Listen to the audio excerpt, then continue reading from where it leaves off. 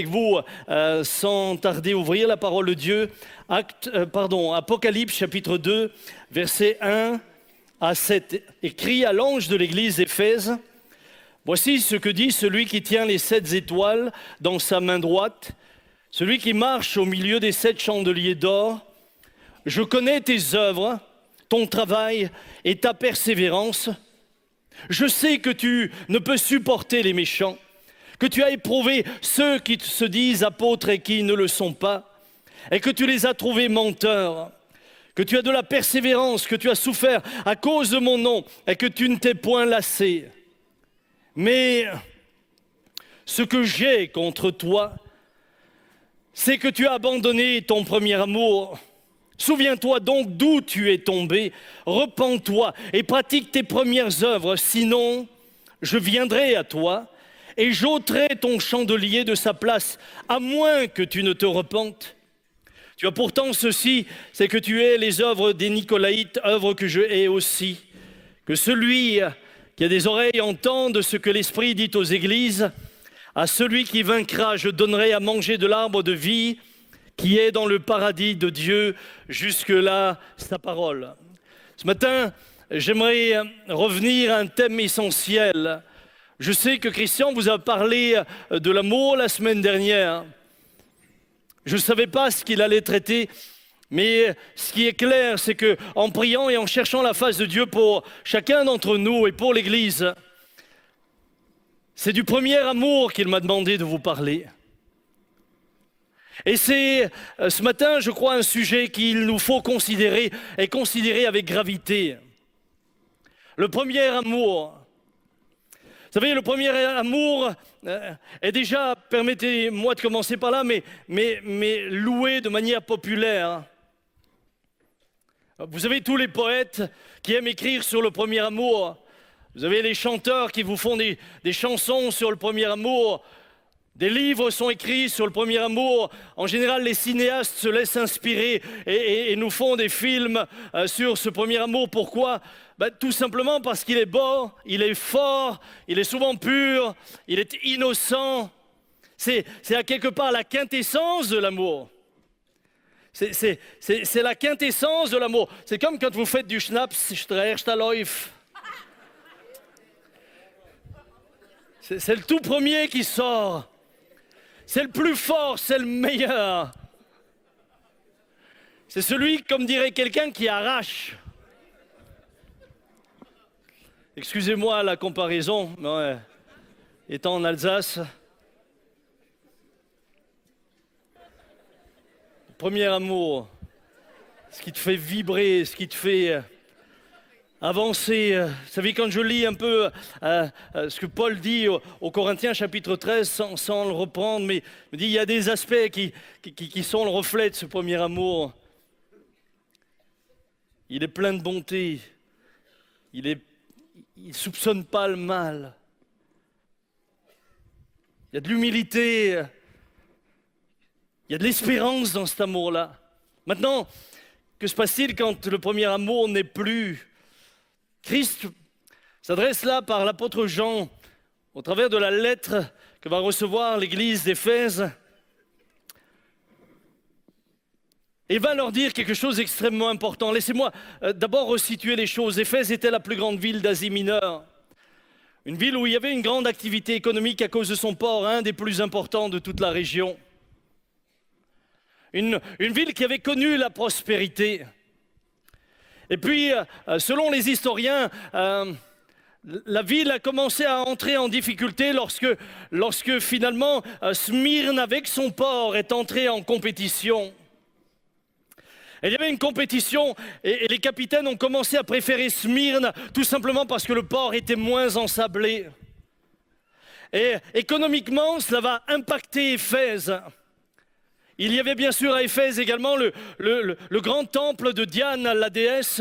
C'était une des merveilles du monde, une des 7 merveilles du monde antique. Et on venait de partout.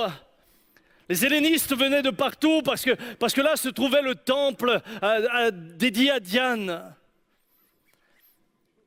Mais avec le déclin provoqué par cette situation économique branlante liée au changement de port et à la préférence donnée à Smyrne, la ville va être impactée. Mais il semblerait aussi que l'Église va être impactée. Et vous savez, très souvent, les croyants sont enthousiastes lorsqu'ils sont bénis. Ils ont du travail, ils ont de l'argent, ils vont en vacances, ils prient, ils ont l'impression qu'ils sont exaucés. En d'autres mots, tout va bien. Mais là, soudain, à Éphèse, il y a un impact parce que l'économie a des conséquences aussi sur la vie des croyants. Et c'est la même chose en France. Et ça n'a pas changé.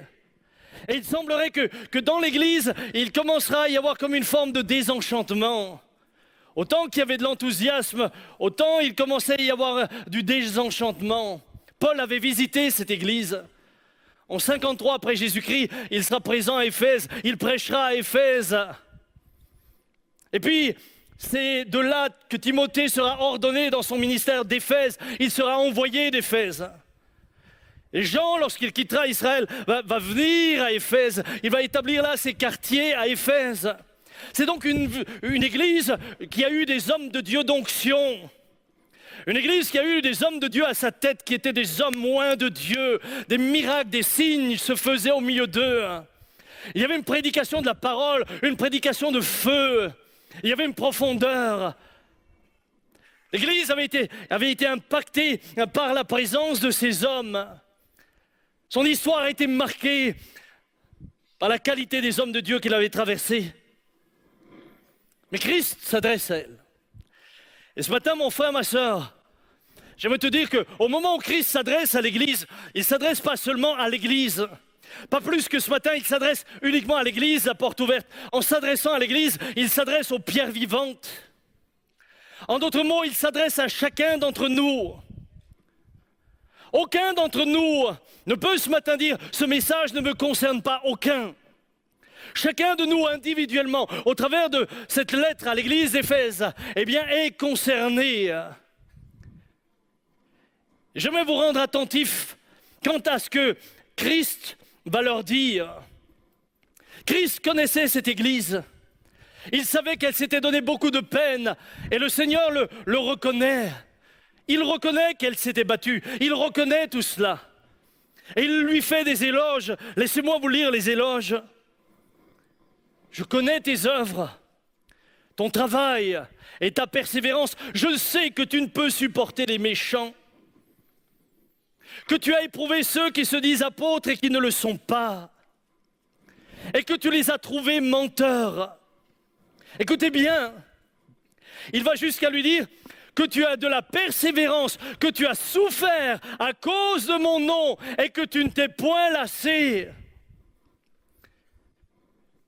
Moi, en lisant ces versets, je ne peux qu'être impressionné par l'engagement et la qualité spirituelle de cette église en apparence. C'est une église de laquelle il nous est dit « tu as souffert à cause de mon nom et en d'autres mots, tu ne t'es pas découragé. Tu as enlevé au milieu de toi les faux docteurs et les menteurs parce que tu veux une doctrine pure, tu veux qu'il y ait une orthodoxie. » Tu veux que tu t'appuies sur une bonne doctrine parce que tu veux une vie sanctifiée. Tout cela, tu l'as. Mon frère, ma soeur, lorsque nous lisons ces éloges, nous avons envie de dire, voilà l'église sans ride et sans tache. Voilà l'église modèle. En lisant son engagement, et j'aimerais vous rappeler que c'est un engagement qui a duré pendant 40 années. Lorsque la lettre arrive, cette lettre s'adresse à une église qui a déjà 40 ans d'existence. Nous, on vient de célébrer notre jubilé, nos 50 ans. Et cette lettre arrive avec toutes ces éloges. Si on parlait ainsi d'un croyant en disant « Thibaut, je connais ton travail et ta persévérance. Je sais que tu ne peux pas supporter les méchants, que tu as éprouvé ceux qui se disent apôtres, qui ne le sont pas. Tu les as trouvés menteurs, que tu as de la persévérance, que tu as souffert à cause de mon nom, te dit le Seigneur, et que tu ne t'es point lassé. » Mais si on dit ça de quelqu'un, on se dit, purée, le type, il est arrivé. Le gars, je veux le fréquenter, je veux être avec lui, je veux apprendre de lui. La plupart des prédicateurs et la plupart des chrétiens parlent tout le temps de ces choses-là comme le but à atteindre. Et c'est un but sûrement à atteindre.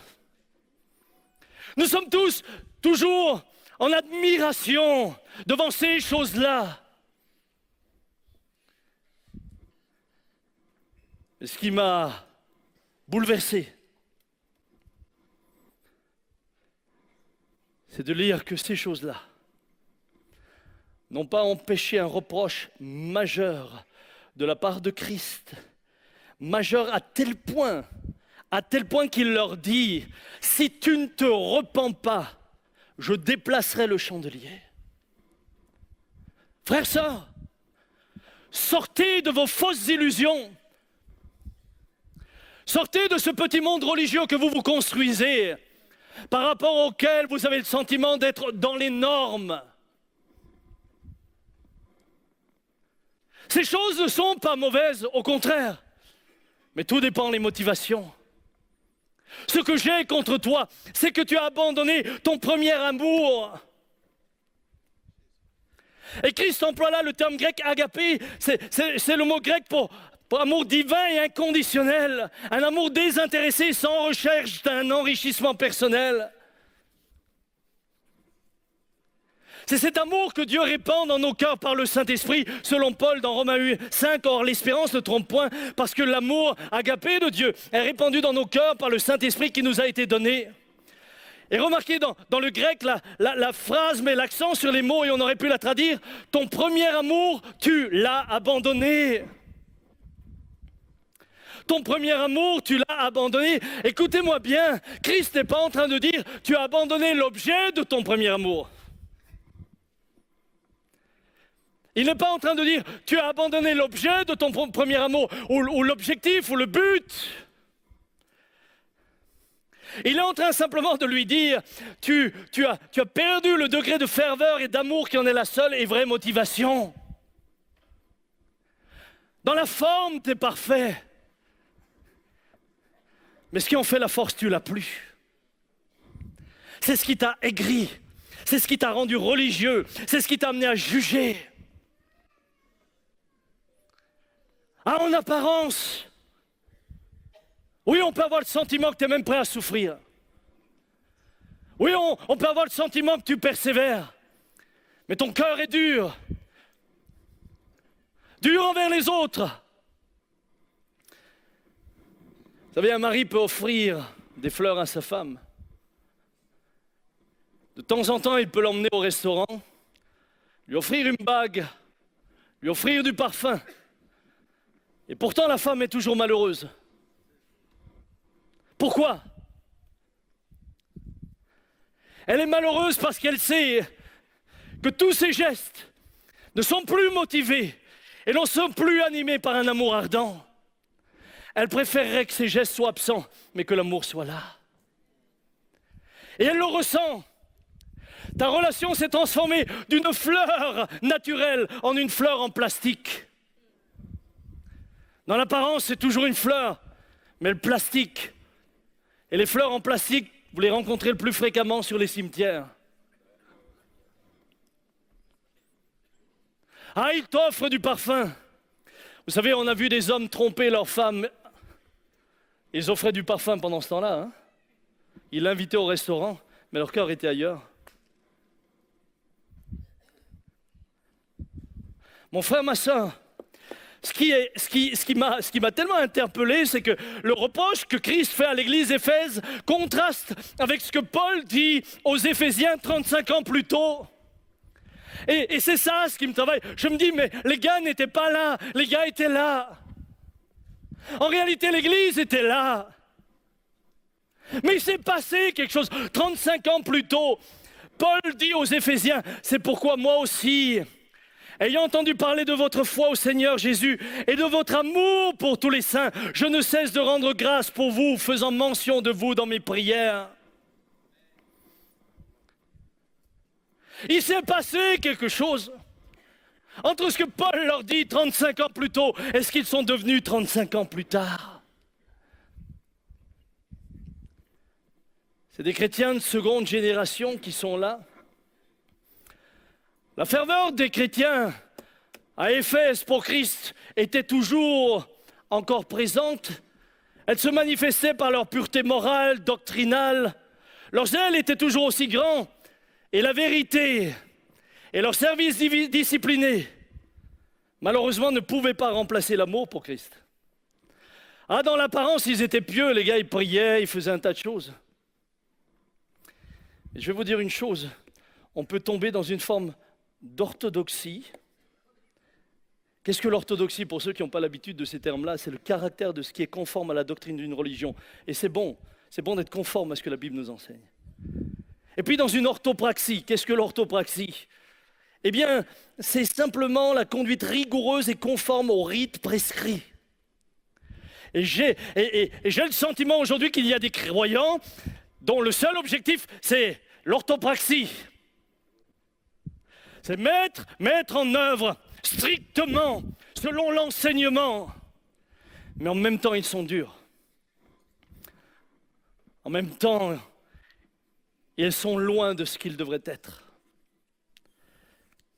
Vous savez, sans amour, même vos prières peuvent n'être plus qu'un acte religieux, dénué de compassion, même vos prières. Et vous pouvez faire des réunions de prière, et vous pouvez faire tout ce que vous voulez.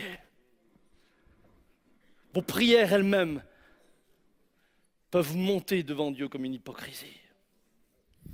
Ce que vous allez dire sera biblique. Le contenant sera conforme aux Écritures. Oui, doctrinalement, ce sera juste.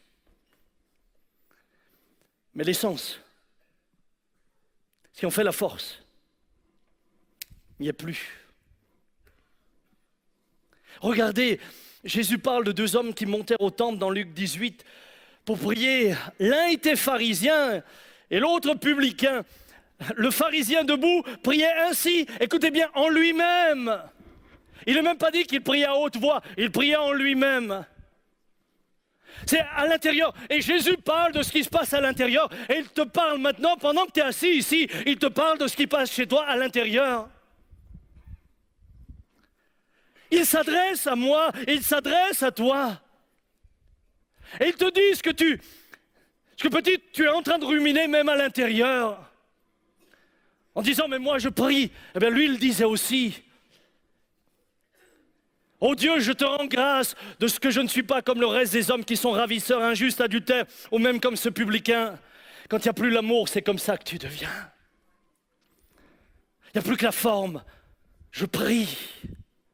Je jeûne 2 fois la semaine. Je donne la dîme de tous mes biens. Voilà sur quoi il s'appuie. Voilà sur quoi il s'appuie. Je donne la dîme, je jeûne, je prie, je fais. Le publicain, se tenant à distance, n'osait même pas lever les yeux au ciel, mais il se frappait la poitrine en disant « Oh Dieu, sois apaisé envers moi, qui suis un pécheur. » Je vous le dis, celui-ci descendit dans sa maison justifié plutôt que l'autre. Frères et sœurs, veillons à ne pas venir ici en ayant le sentiment d'être les meilleurs et pourtant en sortant non justifiés. Attention, attention. Où mettons-nous l'accent? Sur quoi mettons-nous l'accent? Qu'est-ce qui nous motive? Quel est finalement le moteur de ce que nous faisons? Jésus nous rappelle, au travers de la parabole du Samaritain, que tu pouvais devenir extrêmement orthopratique. Tu peux pratiquer rigoureusement et passer à côté de l'essentiel. Le sacrificateur qui descendait et passait à côté du blessé du chemin, il était tellement spirituel, tellement consacré au temple, tellement en train de faire un tas de choses pour Dieu qu'il l'a même pas, il s'en est même pas occupé, il s'est même pas arrêté. Le Lévite, la même chose. Le seul qui s'est arrêté, c'est celui qu'on n'attendait pas. Mais celui-là a exprimé de l'amour, de la compassion. Toi, tu parles de l'amour. Tu parles de la compassion, mais tu ne la vis pas. Elle n'a plus qu'une forme religieuse. Et malheureusement, parce que tu as le sentiment d'être conforme à ce que tu t'es établi, tu penses que Dieu t'approuve. Aujourd'hui, il y a plus de chrétiens de l'Ancien Testament que du Nouveau Testament. Aujourd'hui, tu as l'impression qu'il y a des chrétiens, ils ne savent même plus ce que c'est la grâce. Et quand tu parles de la grâce, ça les énerve. Comme si la grâce enlevait quelque chose à la justice de Dieu, loin de là. Mon frère, ma sœur, ce matin, où en sommes-nous? Combien de fois ai-je entendu des discours dénués d'amour et remplis de jugement? L'Église n'est pas assez sanctifiée, l'Église n'est pas assez pure. Si Jésus revient, la moitié de l'Église va rester. T'es sûr que t'es dans la bonne moitié? Non, mais attendez avant de parler comme ça. Attendez, qu'est-ce qui te permet de dire que t'es dans la bonne moitié? Et qu'est-ce qui me permet de dire qu'ils sont dans la mauvaise moitié?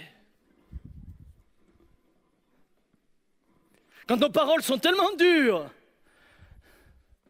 quand nos prières elles-mêmes sont un flot de jugement, même sur l'Église. On est loin de Romains chapitre 4, dans lequel Paul enseigne aux uns de ne pas juger les autres de par leur approche sur certains sujets. On est loin de ça. Pas de compassion dans ces discours religieux durs et froids. Mais j'aimerais dire une chose, faites attention et faisons attention et fais attention, Samuel. Parce que ceux à qui le Seigneur a parlé le plus sévèrement, c'était aux pharisiens. C'était aux pharisiens, c'était à ceux qui pensaient qu'ils étaient les gardiens de la loi. C'était à ceux qui se permettaient de juger les autres à partir de la hauteur de leur connaissance et de leur orthopraxie, de leur pratique sévère de la doctrine. À eux, il dira, malheur à vous, scribes et pharisiens, hypocrites, parce que vous fermez aux hommes le royaume des cieux. Et parfois, j'ai le sentiment, au travers de cette sévérité religieuse, qu'on ferme plus le royaume des cieux qu'on l'ouvre.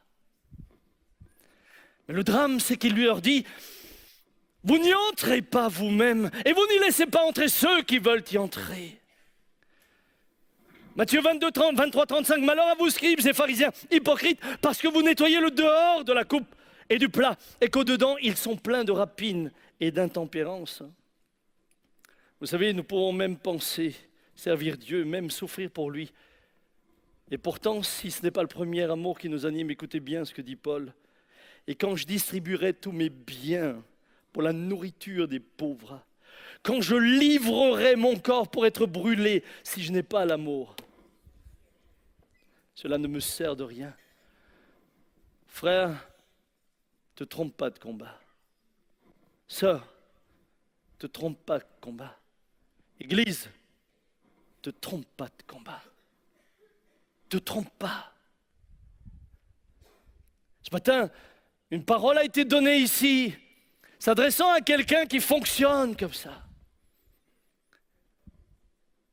Tu dis fonctionner comme Jésus, dans la même intégrité, etc. Mais le reproche qui t'a été fait, c'est que tu es dénué de l'amour qui animait Jésus.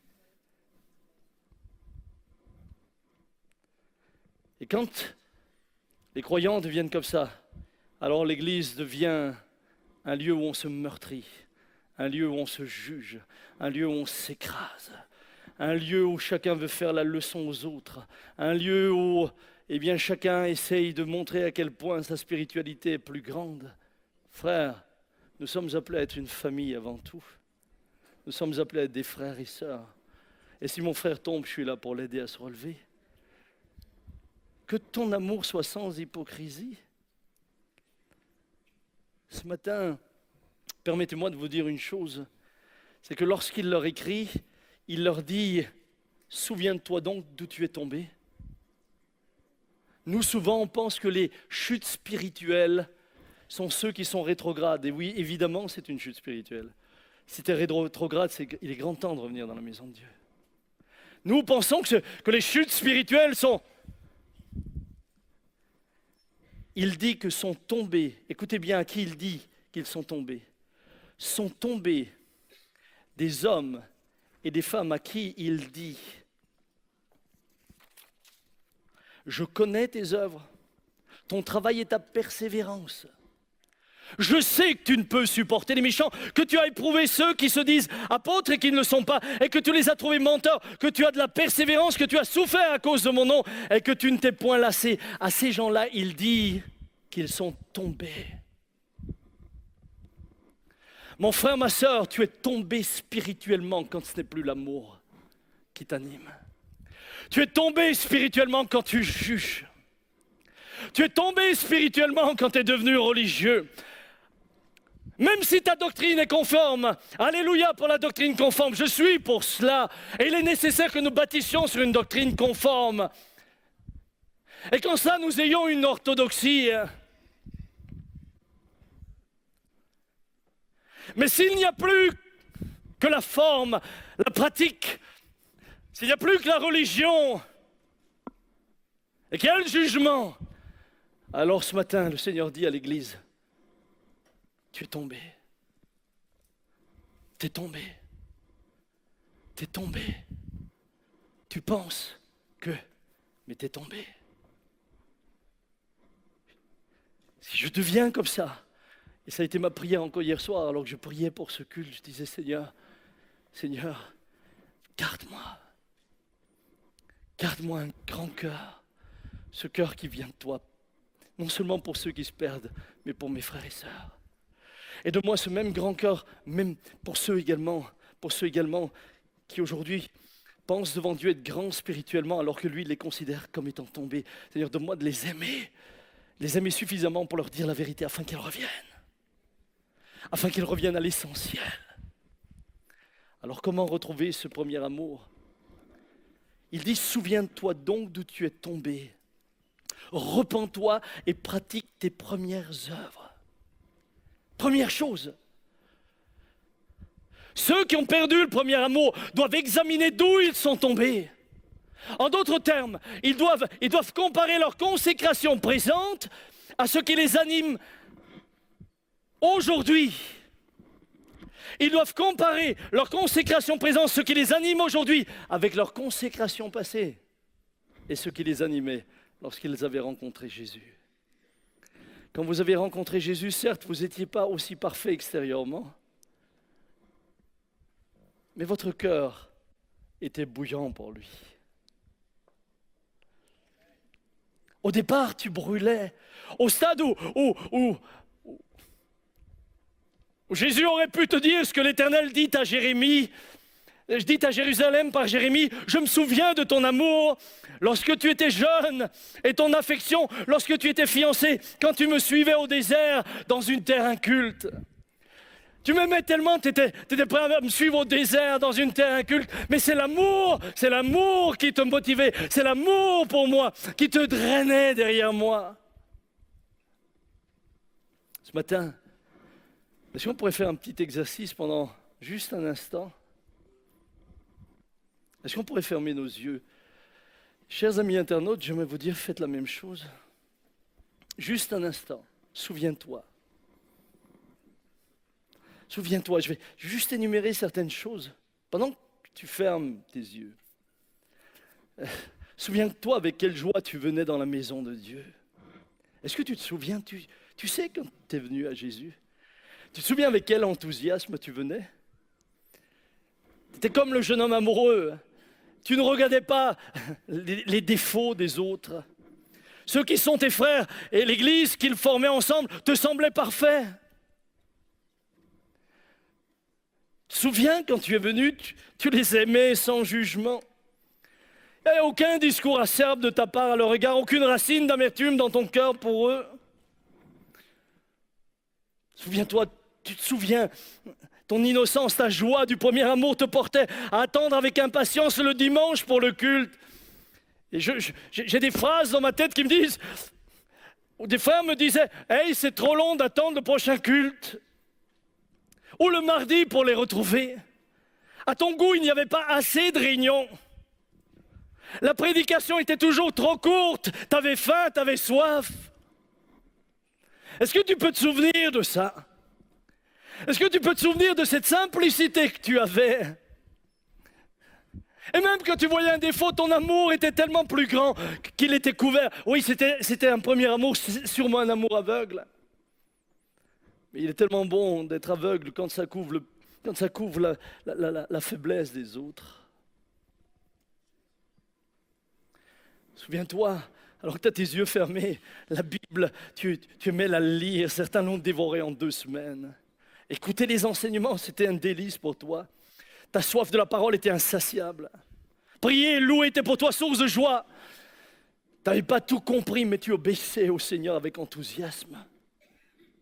Tu te séparais de ce qui déplaisait au Seigneur sans effort.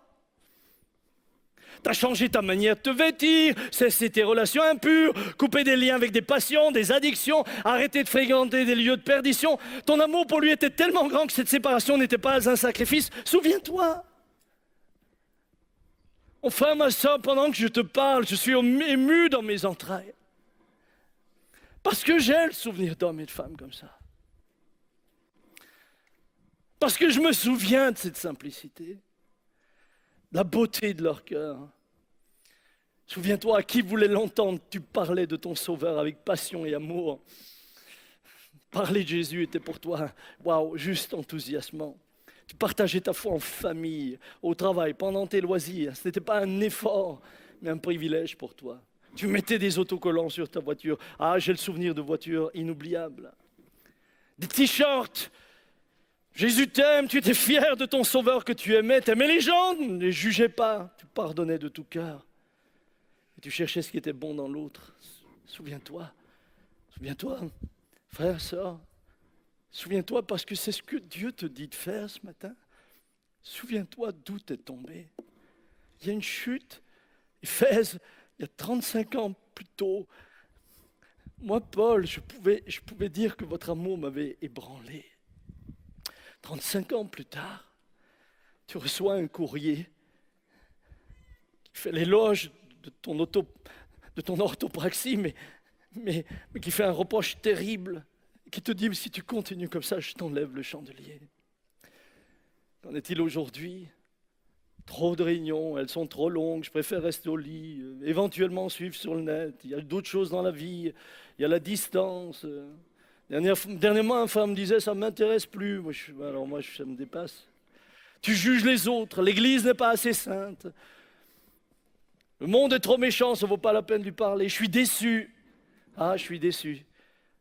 Parce que nous, on n'a jamais déçu. Ah, frère, l'Église a changé. Non, mon frère, l'Église n'a pas changé. C'est toi qui as changé.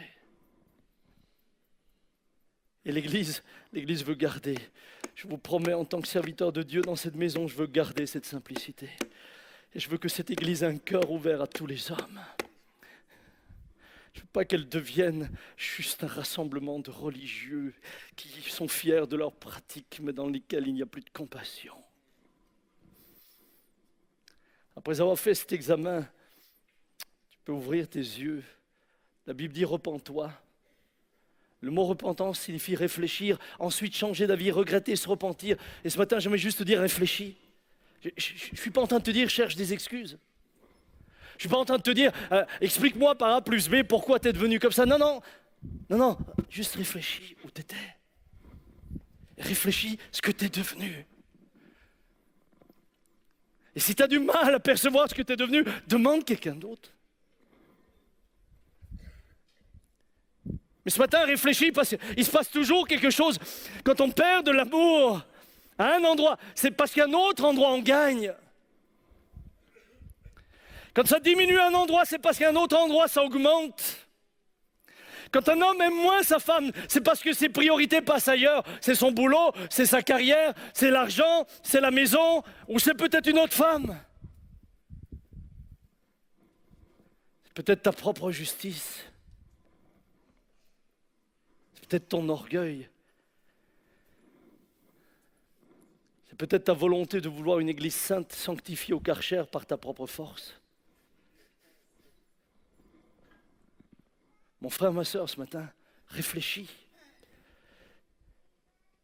Se repentir, c'est réfléchir. Ensuite, changer d'avis. Changer d'avis, t'oublie jamais de ta fierté de côté. Peut-être à pouvoir dire, je me suis trompé. Peut-être à pouvoir dire, c'est vrai. Malgré toute l'apparence, je suis devenu aussi dur que ça. Dieu change les cœurs de pierre en cœurs de chair, mais chez moi, c'est le cœur de chair qui s'est changé en cœur de pierre. Oh Dieu, pardonne-moi. Je veux à nouveau avoir un regard différent sur mes frères, aimer mes sœurs différemment, un engagement différent pour toi, retrouver ce zèle en parlant de toi avec enthousiasme. Et se repentir, c'est regretter, Seigneur, je regrette les paroles de jugement. Seigneur, je regrette chaque fois que je me suis élevé comme le pharisien en disant « Je te bénis Dieu de ce que je ne suis pas comme le reste des hommes ». Et n'oubliez pas, il ne l'a pas dit à haute voix, il se le disait en lui, mais Dieu lit en nous. Seigneur, je regrette chaque fois que je me suis trouvé meilleur qu'un autre. Et même si dans l'absolu j'avais pu l'être, c'est qu'une grâce. Je ne l'ai pas mérité. Seigneur, je regrette tellement que plus avoir le zèle de ta maison qui me dévore. Je le regrette.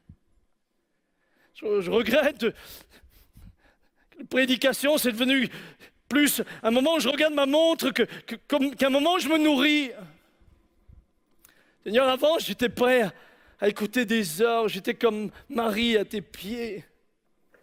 Maintenant, j'ai plus le temps. Je suis occupé comme Marthe. Frères et sœurs, si nous sommes sincères, le Saint-Esprit répandra à nouveau cet amour agapé dans nos cœurs. Pratique tes premières œuvres après t'être repenti. Jésus ne dit pas seulement fais amende honorable, non, non. Il ne dit pas à Éphèse, fais amende honorable, reconnais. Il dit non, maintenant, produis le fruit digne de ta repentance. Pratique à nouveau ce que tu as abandonné. Pratique à nouveau tes premières œuvres. Vis à nouveau selon l'esprit. Ne cherche pas à bâtir une forme religieuse par la chair. Reviens dans ma maison avec passion. Retrouve tes frères, bénis-les, et s'ils sont faibles, aide-les à se relever. Certains disent, moi je ne vais plus à l'église, elle n'est pas assez sainte. Alors reviens, rends-la plus sainte par ta présence. Si vraiment tu es saint, alors viens la sanctifier par ta présence. Viens l'encourager, viens prier pour elle. Viens par l'amour que tu as pour Jésus motiver les croyants. Viens par ton zèle pour l'évangile donner envie à tous ceux qui sont là. Viens briller au milieu de nous, mais briller de l'amour, pas briller de ta justice. Viens briller de ta compassion, pas briller de tes jugements. Certains ont déplacé la croix du mont Golgotha sur le Sinaï. Remets la croix à Golgotha. Elle n'est pas au Sinaï. Elle n'est pas là où la loi est descendue. Remets-la au Sinaï. Remets-la à Golgotha. Sinon, mon frère, ma sœur, je viendrai à toi et j'ôterai ton chandelier. Dans le lieu saint, il n'y avait qu'une source de lumière, c'est le chandelier. Et c'était l'huile préparée spécifiquement par les sacrificateurs, l'huile sainte qui faisait brûler le chandelier. Elle dégageait un parfum d'une bonne odeur. Si l'amour n'est plus en nous, nous ne brillons plus. Le chandelier peut être déplacé. L'esprit est attristé et l'esprit se retire. Parce que le seul amour qui puisse nous faire avancer, c'est cet amour répandu dans nos cœurs par le Saint-Esprit. Nous, par nous-mêmes, on n'y arrive pas. Mais par sa grâce, cherchons-le de tout notre cœur. Souvenez-vous, à quoi reconnaît-on qu'on est disciple de Christ? Au miracle? Aux démons chassés? À l'amour. Ni tous les démons que tu pourrais chasser, ni tous les malades que tu pourrais guérir ne seront un signe. Certains viendront, diront, n'avons-nous pas chassé des démons en ton nom? Et dira, je ne vous connais pas. Prenons au sérieux ces avertissements. Oui, Seigneur, je veux continuer à voir des guérisons. Et par la grâce de Dieu, je suis devant vous. J'ai vu l'aveugle voir, j'ai vu le sourd entendre, j'ai vu le paralytique sortir de la chaise roulante, j'ai prié, j'ai vu les démons être chassés, j'ai vu ces choses. Mais aujourd'hui, je sais que s'il n'y a pas l'amour, nous sommes tous en danger. Reviens dans le ciel. La seule chose qui subsistera, on guérira plus de malades. On fera plus de signes, on fera plus de miracles. La seule chose qui demeure, c'est l'amour. Je ne vous parle pas de l'amour au détriment de toutes ces choses-là. Je vous dis juste, Si nous avions tout ça, mais nous n'avons plus ce premier amour, alors nous avons tout perdu. Je conclus. Est-ce que l'église d'Éphèse a retrouvé son premier amour? Alors si l'on en croit l'un des pères de l'église, Ignace, on peut affirmer que oui. D'après ce qu'il dit, l'église d'Éphèse lui a manifesté beaucoup d'amour lorsqu'il était sur le chemin d'Antioche à Rome, où il sera livré aux bêtes fauves. Il dira vous êtes les imitateurs de Dieu en faisant allusion à la bonté, ayant ranimé votre tâche sympathique, vous l'avez amené à la perfection. La lettre que Christ a envoyée à Éphèse a eu un effet. La lettre que Christ a envoyée à l'église a eu des conséquences. 5 siècles plus tard, Éphèse disparaîtra avec son port, etc. Et bien sûr l'église aussi. Mais au moment où ils reçoivent cette lettre, la lettre va ranimer quelque chose en eux. Et ce matin, ma question c'est, qu'est-ce que tu vas faire de ce message ce matin dans ta vie? Qu'est-ce que tu vas en faire? Tu vas repartir d'ici, content de ta propre justice? Qu'est-ce que tu vas en faire? Ou est-ce que tu auras le courage de fermer tes yeux et de dire, Seigneur, c'est vrai que je n'étais pas comme ça. Seigneur, c'est vrai que je suis devenu dur. Seigneur, c'est vrai que dans l'apparence, on pourrait penser que je suis le meilleur des croyants. Je lis ma Bible tous les jours, je prie tous les jours, mais quand je regarde, il y a beaucoup d'aigreur et d'amertume en moi. Seigneur, toute ma connaissance m'emmène plus qu'à m'ériger ou à vouloir m'élever au-dessus. Ce matin, qu'est-ce que tu vas en faire? L'église d'Éphèse l'a reçu. Que celui qui a des oreilles entende ce que l'Esprit dit aux églises. À celui qui vaincra, je donnerai à manger de l'arbre de vie qui est dans le paradis de Dieu. Pendant que les musiciens viennent, pendant que le pianiste se met au clavier ce matin. Ce matin, vous qui êtes là, vous qui êtes sur le net, chers amis internautes, que vous soyez seuls à 2, à 10, qu'est-ce que vous allez en faire? Est-ce que c'est la Xème prédication aux oubliettes ou est-ce qu'elle va bouleverser votre vie? Est-ce qu'elle va te donner un nouvel élan ce matin? Cette prédication peut soit t'endurcir dans ta voix, soit t'emmener à retrouver ce que tu as perdu. Mais je te promets que si tu retrouves ce que tu as perdu, non seulement tu garderas ton orthodoxie dans ce sens où, oui, la doctrine restera une bénédiction pour toi, tu y seras attaché. Non seulement tu pratiqueras ce que Christ dit, mais tu le pratiqueras de manière à ce que les autres soient relevés, encouragés, fortifiés. Ce matin, que vas-tu faire de cette prédication pendant que nos yeux sont fermés? Pendant que les petits cœurs peut-être arrivent, pourrais-je demander, je voudrais prier pour ceux qui, au fond d'eux-mêmes, savent que le Saint-Esprit leur a parlé. Pas savent que Samuel a prêché, savent que le Saint-Esprit leur a parlé. Ceux qui ce matin disent, Seigneur, quand je ferme mes yeux, en tout cas au niveau de l'enthousiasme et de l'amour simple qu'il y avait, au niveau de cette simplicité, je suis devenu l'ombre de moi-même. Ah, je connais mieux la Bible aujourd'hui que je la connaissais. Mais j'ai le sentiment que je la pratiquais mieux à cette époque-là qu'aujourd'hui. C'est dans l'essentiel que je la pratiquais. Pendant que nos yeux sont fermés, que ceux qui sont là devant Dieu, qui disent Seigneur, je ne veux pas continuer comme ça. Je veux revenir à cette fraîcheur, à cette simplicité, à ce premier amour. Seigneur, je veux y revenir. Pendant que nos yeux sont fermés, peux-tu lever ta main? Et les mains levées signifient Seigneur, je veux. Seigneur, je veux revenir, je veux revenir. Je le désire de tout mon cœur. Pourrions-nous nous lever ensemble? Pourrais-je demander à tous ceux qui ont levé la main de s'approcher? Je voudrais qu'on se mette à genoux ensemble. C'est un moment saint. Béni soit Dieu pour tous ceux qui sont remplis ce matin passionnément par le premier amour. Mais vous tous qui avez levé vos mains, sortez des rangs, venez jusqu'ici. On va se mettre à genoux ensemble.